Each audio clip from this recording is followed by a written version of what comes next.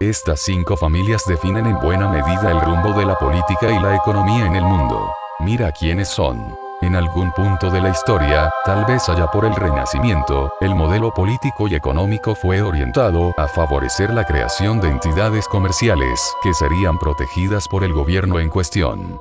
Con el tiempo estas entidades que hoy llamamos corporaciones han acumulado tal poder que, para muchos, son las verdaderas responsables de llevar el timón del planeta. En todo caso resulta evidente que las agendas que promueven los protagonistas de dicho modelo tienen hoy más peso que cualquier sentido de justicia o ética, e incluso que los derechos universales, que supuestamente deben respetarse como principio básico en toda sociedad.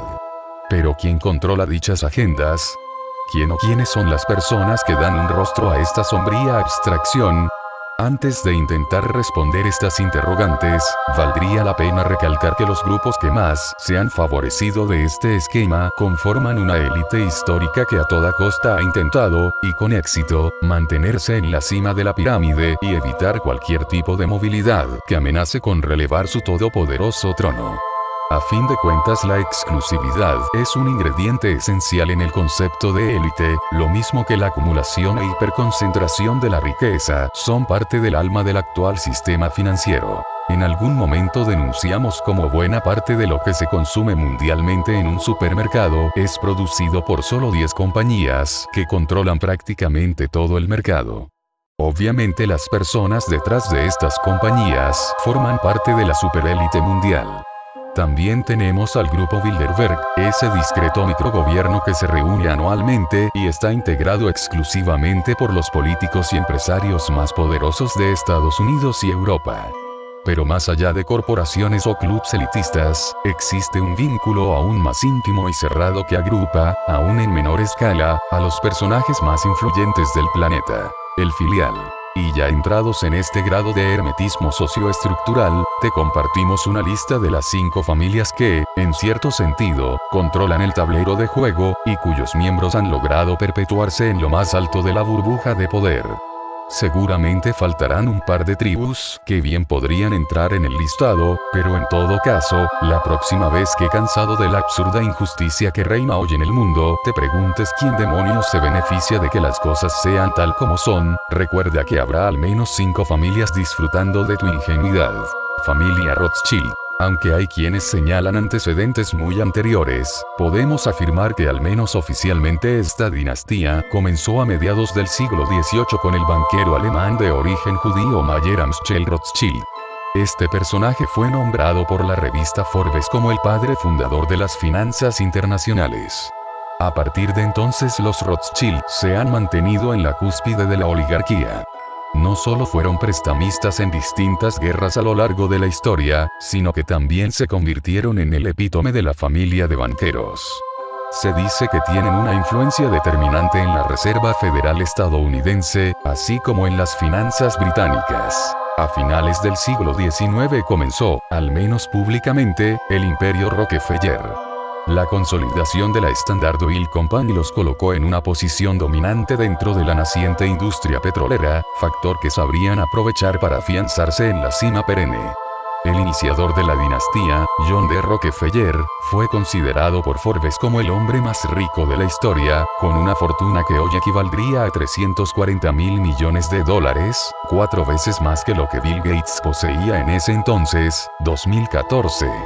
Los Rockefeller, además de participar en grupos como el Bilderberg, han creado fundaciones y otros organismos, por ejemplo la Trilateral Commission, para presuntamente incidir en la política mundial y desde ahí alimentar su agenda financiera.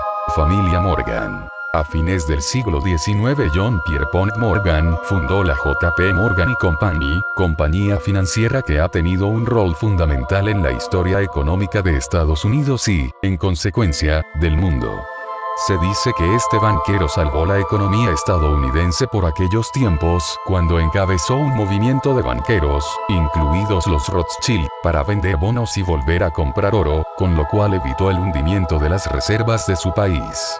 Desde ese momento Morgan controló el abastecimiento de oro en su país, y a partir de ese poder financiero, fundaría luego empresas como la acerera US Steel y posteriormente General Electric. El estilo gangsteril de esta familia en los negocios es tal que incluso se acuñó el término Morganization para referirse a aquellas prácticas antiéticas que con frecuencia pueden verse en el mundo empresarial. Diversas versiones apuntan que los Morgan tuvieron mucho que ver en la decisión de Estados Unidos de entrar a la Primera Guerra Mundial, y también se acusa la injerencia que tienen sobre el manejo de la Reserva Federal de Estados Unidos.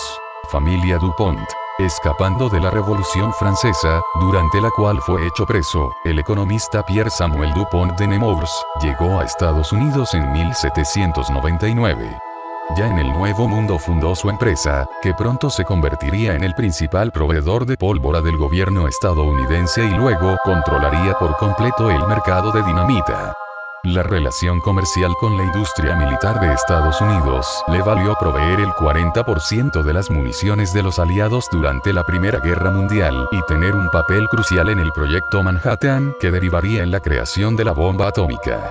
Posteriormente patentaría diversos materiales, entre ellos el teflón y el nylon, y su expansión llegaría hasta el mercado del alimento, consolidándose hoy como el segundo mayor productor de soya y maíz transgénicos.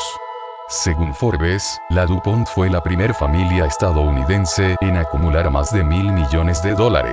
Familia Bush. La más nueva de las familias incluidas, este linaje comenzó con Prescott Sheldon Bush, banquero y senador estadounidense a quien se acusa, junto con el gobierno de Estados Unidos, de haber lucrado monumentalmente con la Segunda Guerra Mundial y de haber hecho grandes negocios con las compañías que financiaban al gobierno de Hitler, incluso después de que Estados Unidos había entrado ya a la guerra.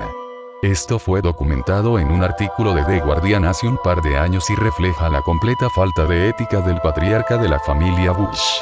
A partir de ahí las andadas de este lúgubre personaje continuaron, mismas que retomaría su hijo, el presidente George H.W. Bush y su nieto, también mandatario de ese país.